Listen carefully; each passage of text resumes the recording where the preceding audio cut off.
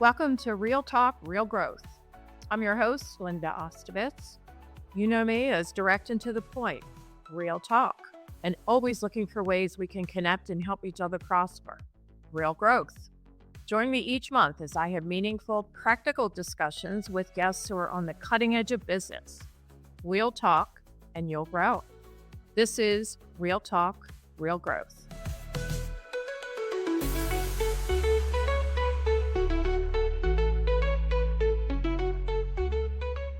Hello, everyone, and welcome to Real Talk, Real Growth. I am thrilled to have with me as our guest today, Betsy Wendell, who is the owner-operator of Octavia Boutique in Cross Keys in Baltimore. And I think I first became aware of Octavia many years ago when my grandmother needed to get a special dress for a family wedding. And my aunts and my mom were taking her to Octavia because that was the place to get the special dress for the most special occasion. Now, I was a kid then, and now I'm a bigger kid, and I've gotten to get to know Betsy personally in connection with her support of a Pretty in Pink event that happens at Turf Valley in Howard County every year, and benefits an organization known as Blossoms of Hope. And through my interaction with that organization, I've come to really admire who she is and how she does it. This is a family-run business. It is a small, intimate shop she has, but she is so supportive and so wonderful to deal with and has such incredible fashions that make me feel beautiful that I thought, I'm going to talk to Betsy today on Real Talk, Real Growth.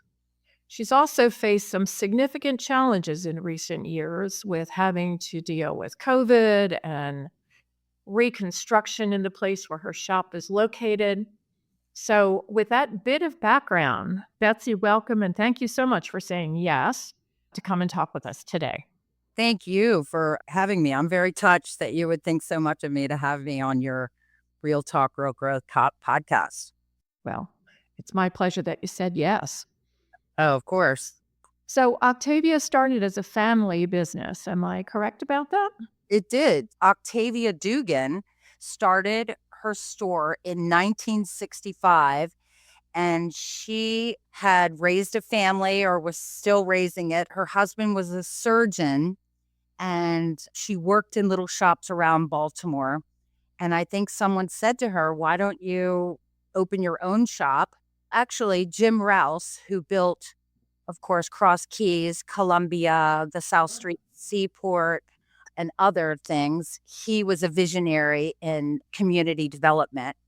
And so he built these beautiful condos and townhouses and then built this retail mall, which we didn't really know what a mall was in 1965. So he built this concept and asked her to become part of it. She was one of the first stores to open in the village of Cross Keys. So family run since 1965. I'm third generation, her granddaughter-in-law. So that's how I ended up in the business. Wonderful. Mm-hmm. It's interesting you mentioned Jim Rouse because I live in Howard County and practice in Howard County, and my particular Kerman office is in Howard County. And my first job where I actually got a paper paycheck was at Herschel Cone and Columbia Mall. Oh, nice. But even before that, I remember my first trip to Columbia Mall as a teenage girl. I remember what I wore. It was a big deal to go to a mall as a 13-year-old teenager. And times have certainly changed, but I understand the significance of being the first in a mall, and yay to that first woman who did that and opened up. So tell us all, I know what your shop looks like. Tell us what you offer at your shop.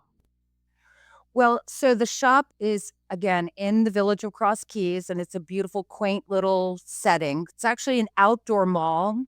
You can drive up to it, and then you enter into these breezeways that take you inside of the mall. So there's beautiful trees and lighting and music.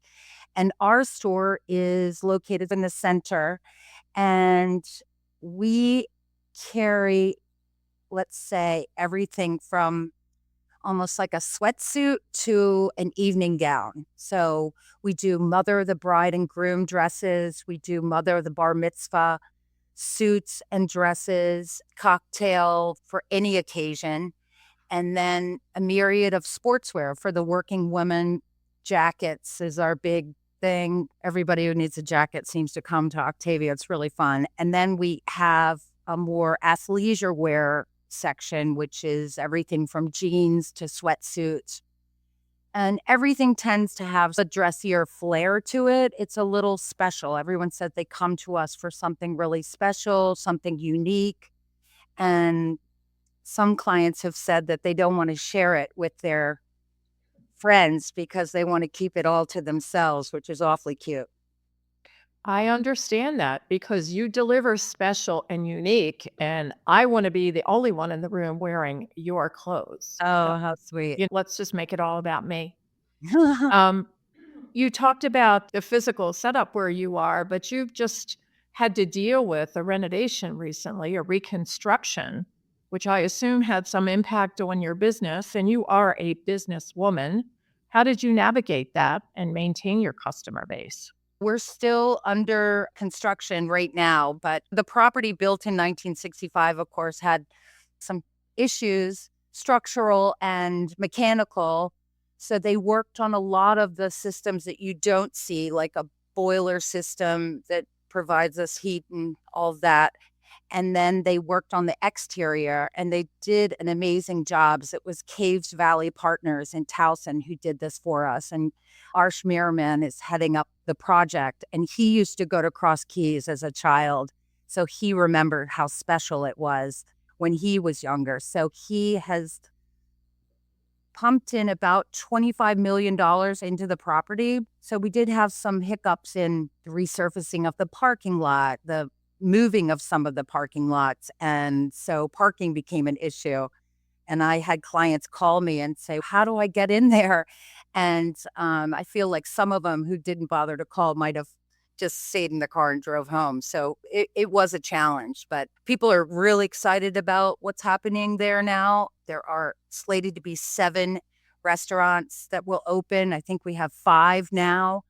CC's Roland Park, which is a Cordish Company Group restaurant who has the casino out near you. And they've built a beautiful fine dining location with a Michelin star chef. There's an Easy Like Sunday all day breakfast place, which is dynamite. It's packed. There's always a wait list.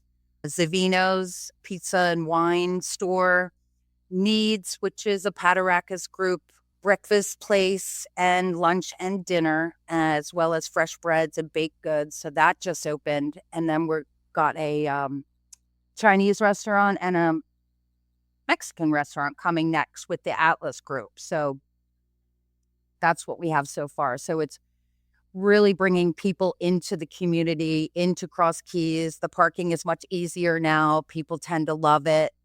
So it's been really nice. We just had a Blue Mercury makeup store open, which has drawn in a really nice crowd of people into the location. They have really high-end cosmetics. They stand behind their cosmetics. If you have a problem, you just take it back. It's been a great thing for the neighborhood. My perception, Betsy, is that your clientele is a loyal clientele and will come to you and will walk over concrete barriers if they have to, that I assume presented themselves during this construction phase. Did you find that to be the case, that people still came even though it was difficult? And if so, how did you make that happen? Yes, they still came. They knew where they were going. So luckily we're a destination, even though we're in a mall. They are adding additional stores and restaurants. But during that phase, I really felt like it was just me out there. We sign up our customers into our email base. You receive our emails, also text messages, and we have a loyalty program now. So we encourage customers to come and shop. They earn points and then they get discounts off of future items, and they are dedicated to it. They love it. And when they need something, they're going to find us, and they have found us. We lucked out with all that. How about this scenario instead? You're worth it for them to find you. Oh, thank you.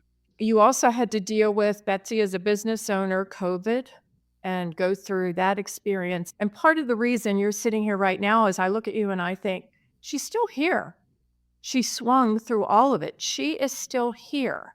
Oh, So, that's how nice. are you still here after having to deal with COVID and And the consequences of that on your business? right. That was a tough one. I originally, like, we knew it was coming. And by, I think it was like a Saturday, there were no customers in the store. So I think they watched the news more than I did. But I'm like, it's on its way. It's coming. Who knows when the shutdown will happen? So it did happen that weekend. And in my mind, I said, this is probably going to be a 2-week kind of turnaround, I thought in my mind. And so my kids came home from college. It was nice. I took advantage of it being with my kids. And then as it progressed, it really surprised me. There was no sort of opening the store in the dark and letting someone in. The customers were not going to be out and about. We just waited it out. And I actually enjoyed the time away from the store. I treated it like a sabbatical. I ended up driving across the country, which was interesting. And really opened my eyes up to how beautiful our country is. There's so much to see just right here. People think of Europe and elsewhere, but there's so much to see, and it was fun. So a lot of things were closed, of course, but I know that every store I went to, every hotel I stayed in, I tried to support the gift shops. Every store I went into, I made sure I walked out with something and let them know there's light at the end of the tunnel when we get through this. Eventually, as it started to come to a close, the county stores opened, but we're actually in Baltimore City, close to the county line, but we were not allowed to open. And I pleaded to the mayor, as well as with other stores in the city.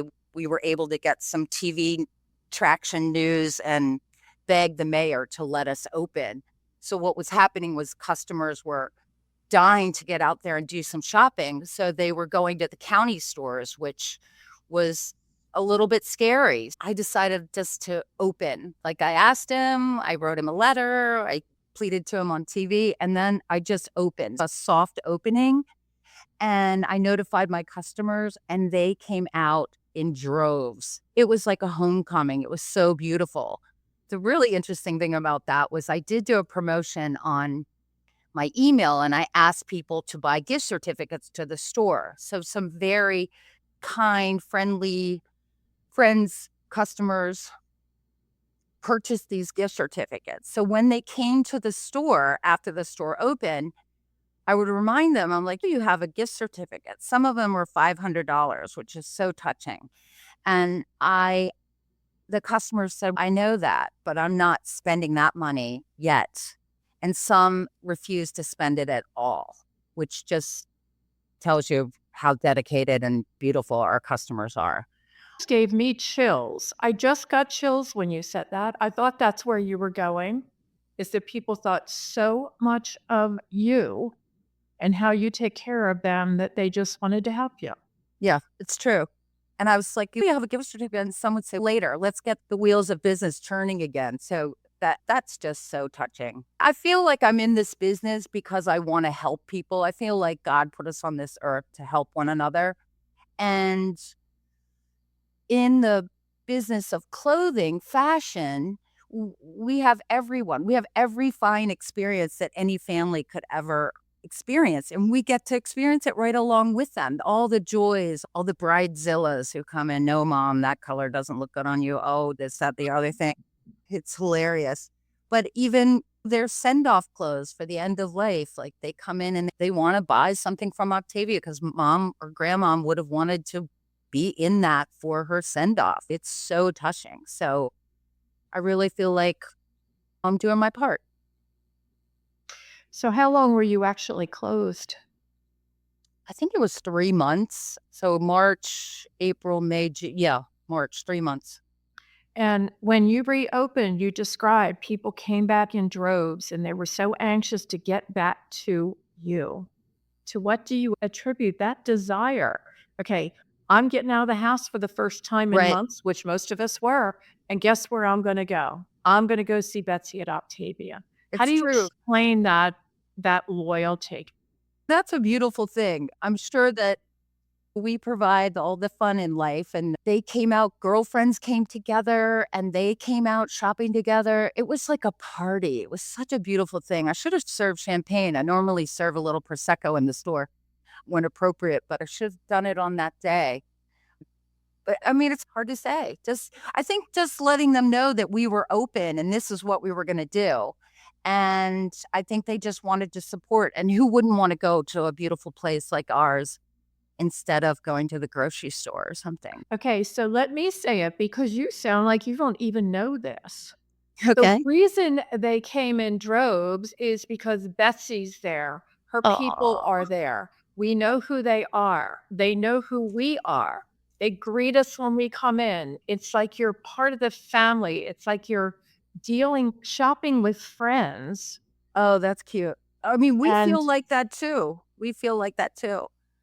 One of our customers' moms turning 100 in a few weeks. And so we all have she wants cards for her birthday. So we want to make sure she gets to 100. So we have all these birthday cards for everyone to sign to send to Norma Jean on her 100th birthday. But we feel part of it. We feel it's a family too. yeah, well, and you certainly make that people feel that way when they come in. We're a little like therapists too. They bring us their problems, their woes, their issues, and we all work through them together. It's like therapy, free therapy, Mhm. That's good. Retail therapy is a real retail thing. therapy, right? It is a real thing. Yeah. So when Preakness comes around, we normally see Betsy on television Yeah. being interviewed by the news stations because Betsy and Octavia often dress Preakness attendees in their finest. How did you come to do that? You know what? I've always had a love of horses and horse racing, even though there's some harsh realities with horse racing. But it's Baltimore in the international spotlight. So it's a big event for us. And I think if you're a local, you almost don't really think about how special that event is. So I've always been a fan of it. I've always liked to go. It's always been a nice little party. I remember way back when being invited to the corporate tent area in the infield. So you walk across in your high heels, but sometimes sink into the mud and get over into these beautiful tents with the crab cakes. And it's all the who's who in Baltimore and beyond. Now, superstars are going to the event, so it's a really big deal. But I've always had a real love of that event. And now with the Black Eyed Susan event, which happens the day before, which is a cancer fundraiser too, it's Ladies' Day at the racing, but that's becoming almost as big as the Oaks in Kentucky. So being a huge fan of wearing hats as well as the Preakness, I've always had a fondness for dressing the ladies for the Preakness. And we've always been known as a destination of where to come, what to wear, et cetera, et cetera. We always recommend that you come and buy your hat first. And we like to remind you that it's a big venue. So we suggest a very big hat, and then you dress the rest of yourself from there. So find the most spectacular hat you can and have it fit your personality, et cetera, and then go from there. We're fortunate enough to dress some first ladies, so their hats became very important. And also, as this media turned toward fashion and covering it, people started covering the first ladies and their hats, and we got a lot of publicity from them and having them look great on the national stage. So it's a lot of fun. You always look great. I'm not surprised that you love it because you look just like you belong there. Oh, thank you. But dress with the hat first. Okay, that's interesting. I would have thought hat comes last, but what do I know? Fortunately, we have you as an expert. Right. I'd start with the hat, always start with the hat. And then the venue determines the brim. So if you're out in the 90-degree weather, it's nice to have a big brim to cover yourself from the heat and sunlight. Very good. Very Yeah. good. Betsy, you are a success as a businesswoman. Do you do marketing on a regular and consistent basis that has contributed to your success? We do a lot of internal marketing. So our emails, our text messages, people almost get a text message and show up within 10 minutes of receiving it. It's pretty uncanny. Then our marketing in the community is actually part of it is how I met you originally. We like to do events outside of the store to capture new client bases who might not know about us or might have forgotten that Cross Keys is in the village of Cross Keys. You just forget, you get in your routine.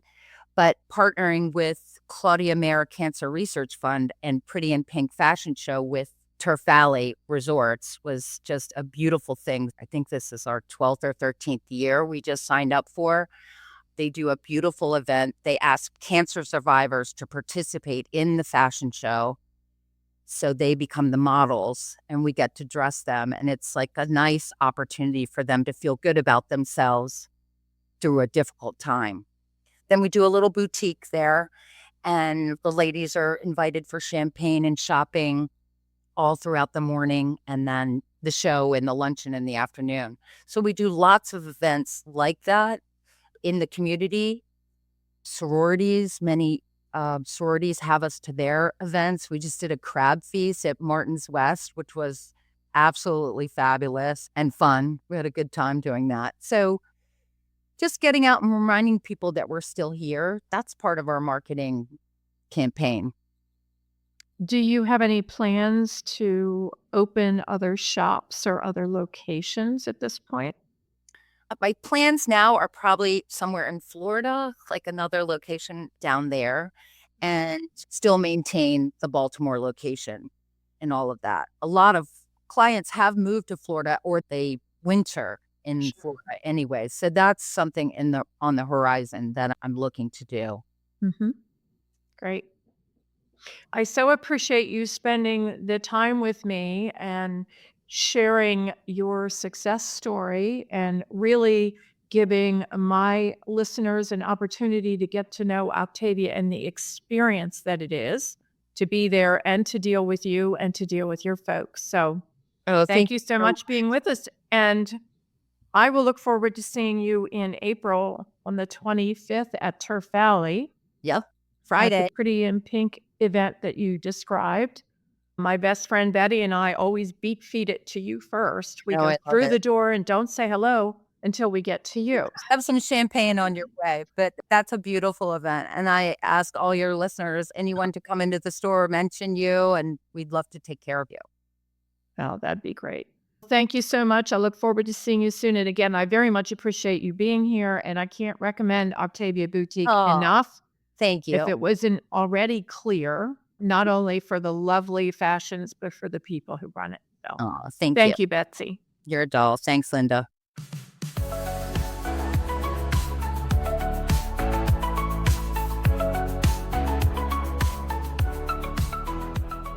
Please be sure to like and to subscribe to Real Talk, Real Growth, wherever podcasts are found. Join me each month as we discuss a new topic of interest. We'll talk and you'll grow.